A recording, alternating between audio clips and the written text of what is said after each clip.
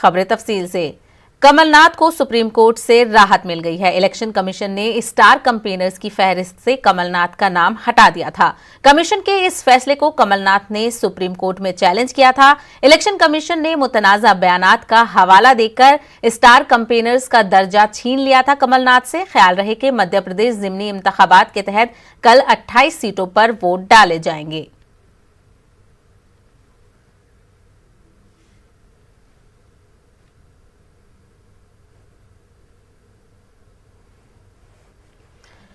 तो आपको बता दें, मध्य प्रदेश ज़िमनी असेंबली इंतखाबात के पेश नज़र सियासत सरगर्म थी, जिसके हवाले से कांग्रेस और बीजेपी दोनों की तरफ से बयानबाजियां जारी थी और बयानबाजियों की बुनियाद पे इलेक्शन कमीशन ने कांग्रेस के साबिक सीएम कमलनाथ को सुप्रीम स्टार कैंपेनर्स की लिस्ट से हटा दिया था।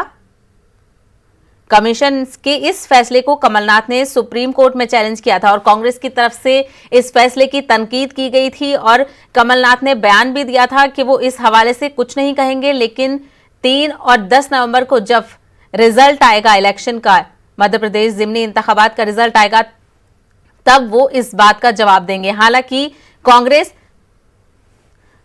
चलिए मजीद तफसीलात हासिल करेंगे हमारे नुमाइंदे सुशील पांडे से। सुशील पांडे, कमलनाथ को सुप्रीम कोर्ट ने राहत दी है और क्या कुछ इस सुनवाई में कहा गया?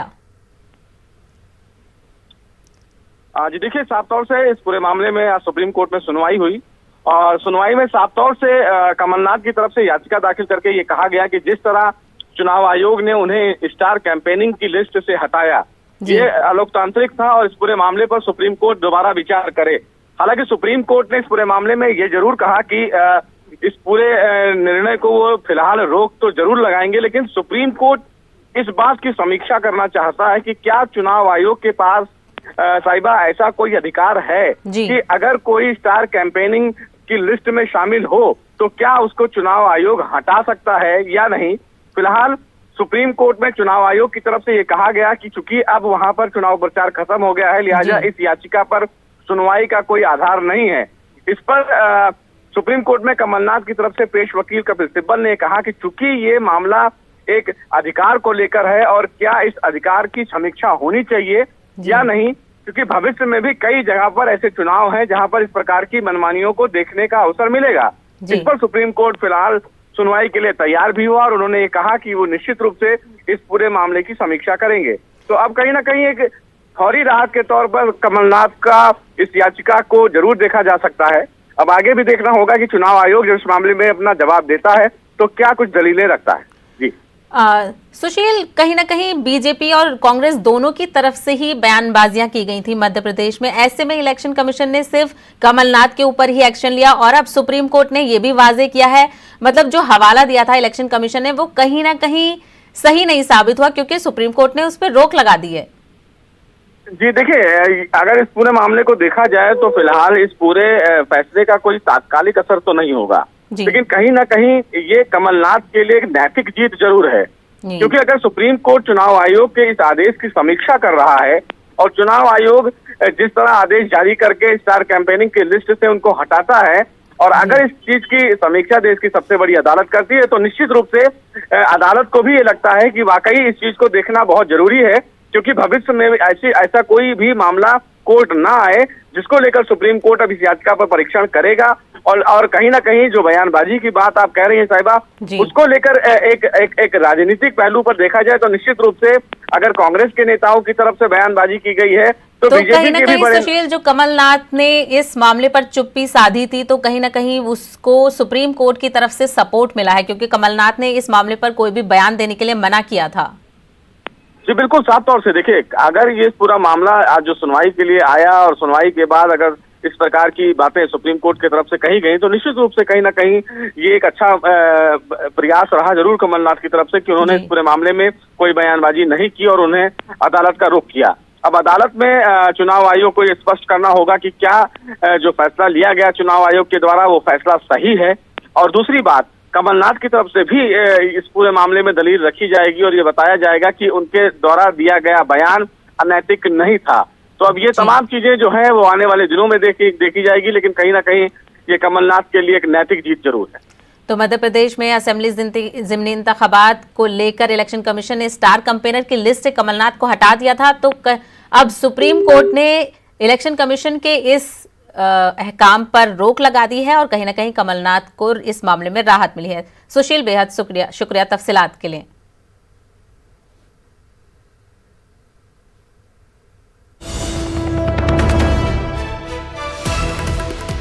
तो एक और बड़ी खबर आ रही है, मारूफ शायर मुनव्वर राना के खिलाफ एफआईआर दर्ज हो गई है। हजरतगंज कोतवाली में ये एफआईआर दर्ज की गई है। फ्रांस मामले पर मुनव्वर राना ने अपने ख्याल का इजहार किया था, जिसके नतीजे में अब मारूफ शायर मुनव्वर राना के खिलाफ एफआईआर दर्ज हो गई है। तो बेहद अहम खबर से हम आपको रूबरू करा रहे हैं। मारूफ शायर मुनव्वर राना के खिलाफ हजरतगंज कोतवाली में एफआईआर दर्ज की गई है। और ये एफआईआर किस लिए दर्ज की गई है? क्योंकि मुनव्वर राना ने हाल ही में फ्रांस मामले पर अपने ख्यालात का इजहार किया था और ख्यालात का इजहार करने के नतीजे में अब उनके खिलाफ एफआईआर दर्ज कर ली गई है।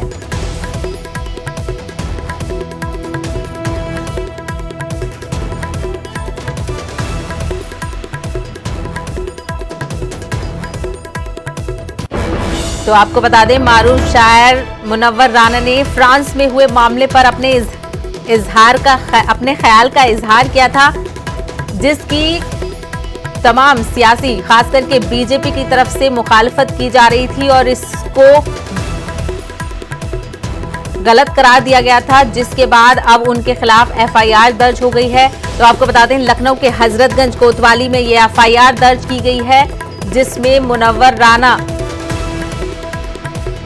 फ्रांस मामले पर मुनव्वर राना ने अपने ख्याल का इजहार किया था। मजीद तफसीलात हासिल करेंगे हमारे नुमाइंदे तारिक कमर से, जो इस वक्त हमारे साथ लखनऊ से जुड़ रहे हैं। तारिक कमर, हजरतगंज कोतवाली में मारूफ शायर मुनव्वर राना के खिलाफ एफआईआर दर्ज हो गई है फ्रांस मामले पर बोलने के लिए।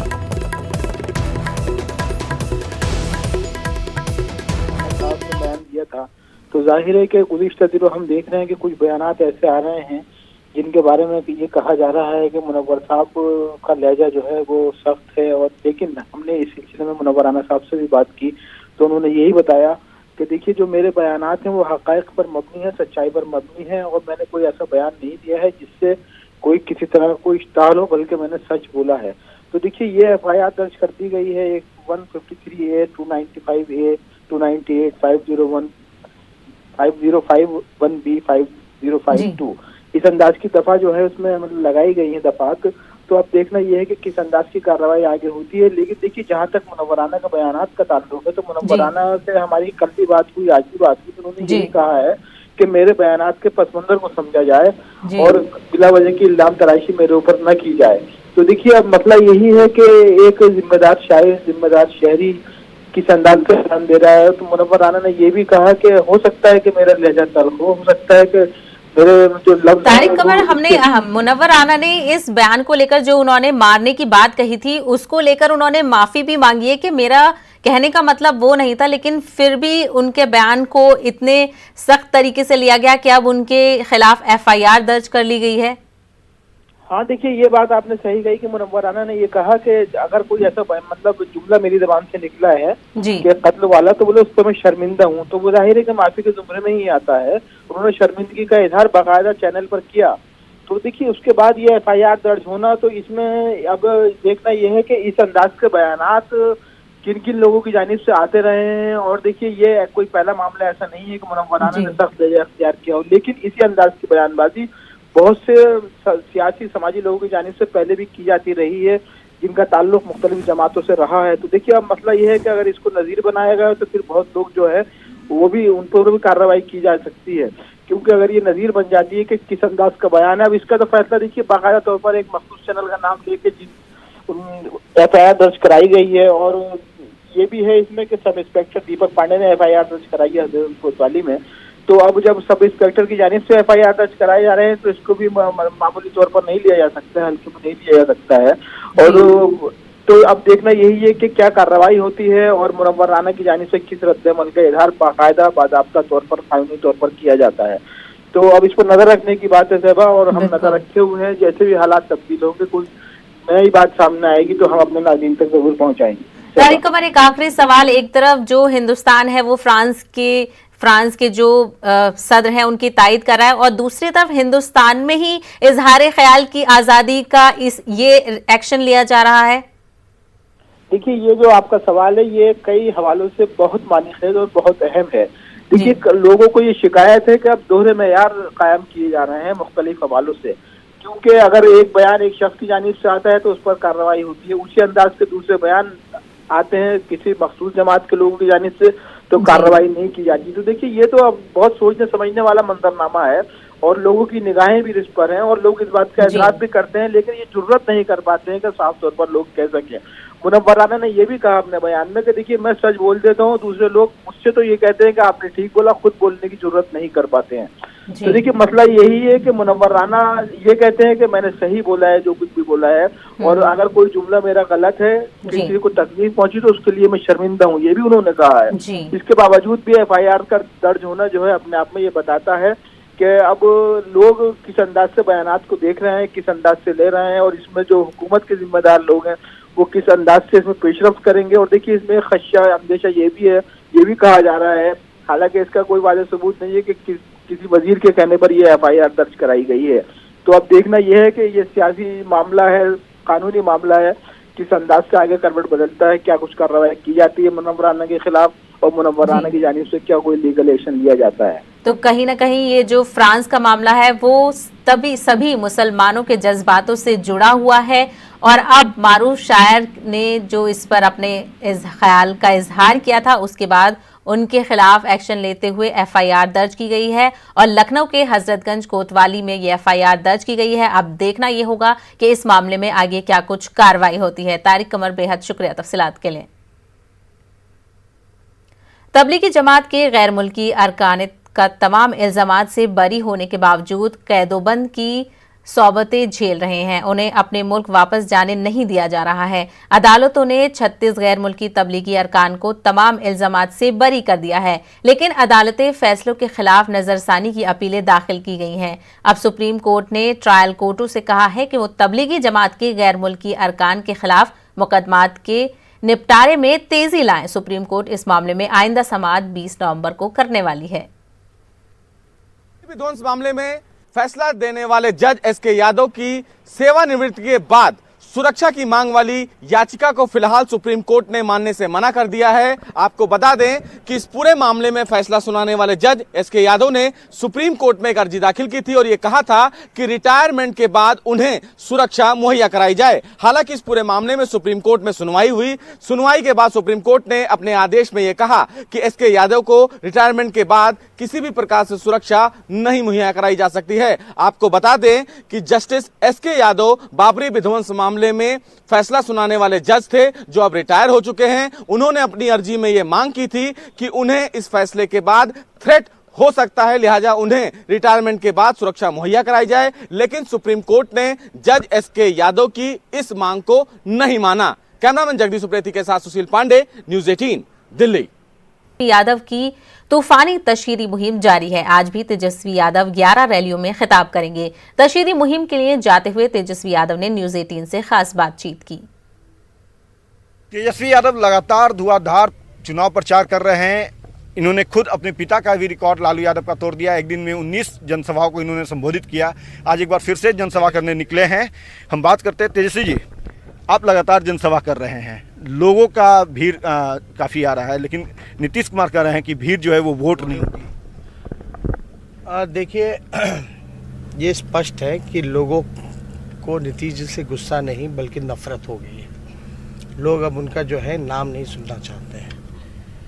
बिहार में 15 साल से वो काबिज हैं, सरकार में हैं, और हम इतना ज़रूर कहना चाहते हैं कि ना तो गरीबी हटा पाए, ना तो बेरोज़गारी हटा पाए, ना तो पलायन रोक पाए, ना एक कारखाना लगा पाए।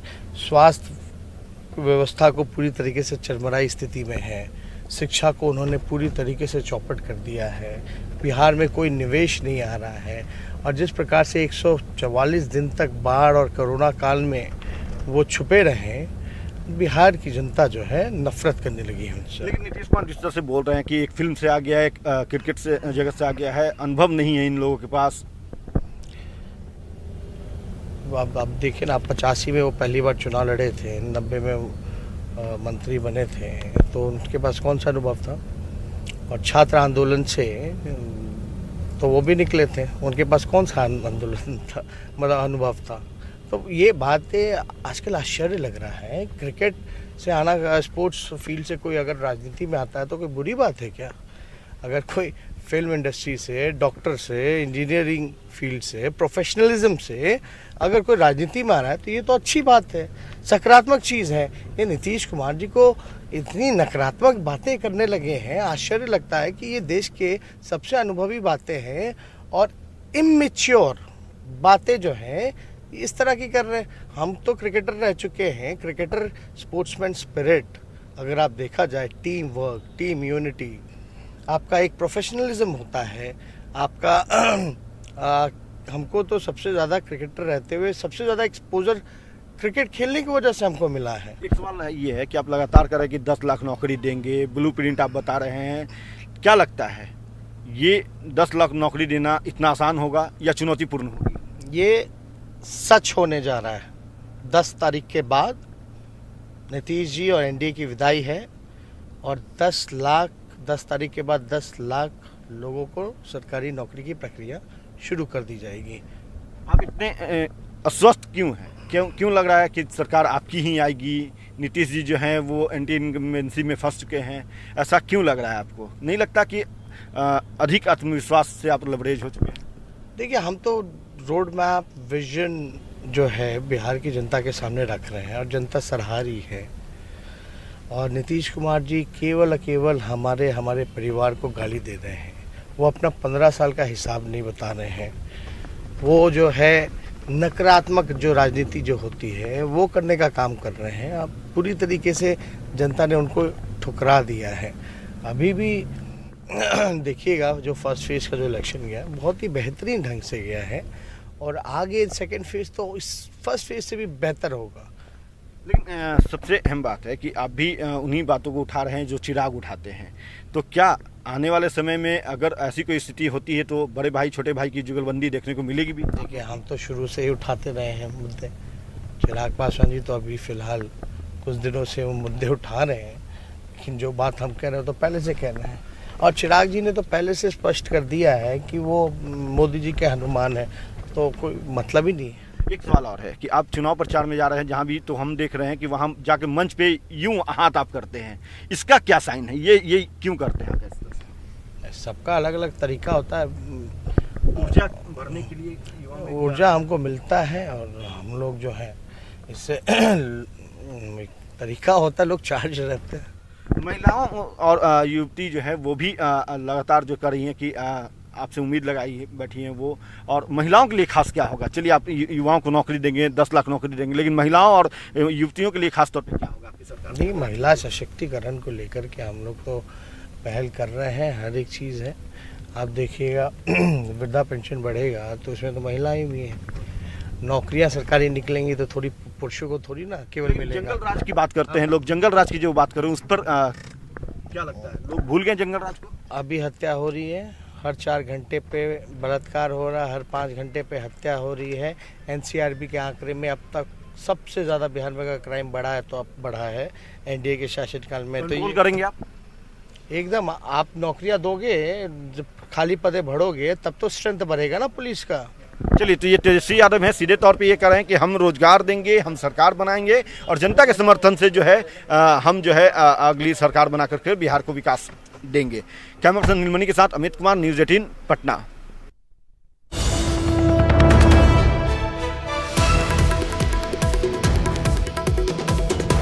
बड़ी खबर से हम आपको रूबरू करा रहे हैं। अभी कुछ देर कभी हमने आपको बताया था कि मारूफ शायर मुनव्वर राना के खिलाफ एफआईआर दर्ज की गई थी। फ्रांस मामले पर मुनव्वर राना ने अपने ख्याल का इजहार किया था, जिसके बाद उनके खिलाफ हजरतगंज कोतवाली में एफआईआर दर्ज की गई और अब इस एफआईआर दर्ज होने के बाद मुनव्वर राना का रद्द अमल सामने आया है। तो आइए आपको सुनवाते हैं मुनव्वर राना ने अपने रद्द अमल में क्या कुछ कहा है।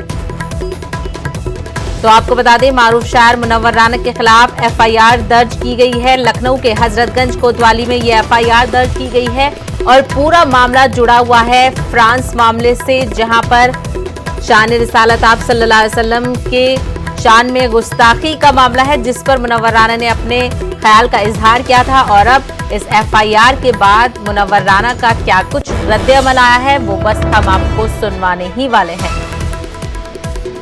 तो सुनिए क्या कुछ कहा मुनव्वर राना साहब ने।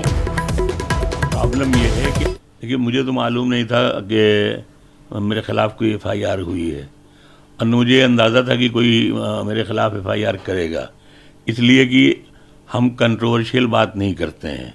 लेकिन प्रॉब्लम यह है कि हम शायर हैं, हम कवि हैं, हमारे पास जो कलम है उससे हम पैजामे में नारा नहीं डालते हैं, हम सच लिखते हैं। और सच लिखने की सज़ा अगर ये मामूली कोई दरोगा एफआईआर कराता है तो मुझे डर नहीं लगता है। सच लिखने के लिए, सच बोलने के लिए तो इस मुल्क में हज़ारों लोग फांसी पर चढ़ गए, हज़ारों लोगों ने अपने ख़ानदान कुर्बान कर दिए। मुझे कभी डर नहीं लगता है। मैं अस्पताल के बिस्तर पर या एक बीमार की तरह यहाँ मरना भी नहीं चाहता। मैं मरना चाहता हूँ तो शान से मैं जेल में जाऊँ, वहीं मर जाऊँ, ताकि दुनिया को ये मालूम हो कि एक शख्स मरते मरते सच बोल कर गया है। मैंने जो कहा था, आज फ्रांस के प्राइम मिनिस्टर प्रेसिडेंट ने खुद माफ़ी मांगी है, उसने अपोलाइज किया है कि हाँ वो कत्ल तो बुरा है ही, दुनिया की हर ज़बान में कुत्ते का कत्ल बुरा है, इंसान बहुत दूर की बात है। तो कत्ल तो बुरी चीज़ है, लेकिन कार्टून बनाना भी कोई अच्छी चीज़ नहीं है, वो और बुरी चीज़ है। एक टीचर जो जिसको शागिर्द अपना अंगूठा काट के दे देता है द्रोणाचार्य को, तो टीचर का ये दर्जा होता है, और वो अपने बच्चों को अगर कार्टून बना करके किसी विशेष मजहब के पैगंबर का, प्रॉफिट का बनाकर दिखाता है, तो ये इससे बड़ा जुर्म और क्या हो सकता है। तो एफआईआर के बाद मारूफ शायर मुनव्वर राना का रद्द-ए-अमल सामने आया है। हजरतगंज के कोतवाली थाने में मुनव्वर राना के खिलाफ एफआईआर दर्ज की गई है। फ्रांस मामले पर मुनव्वर राना ने अपने ख्याल का इजहार किया था, जिसके रिएक्शन में उनके खिलाफ एफआईआर दर्ज की गई और अब जिसके बाद मुनव्वर राना का रद्द-ए-अमल सामने आया है।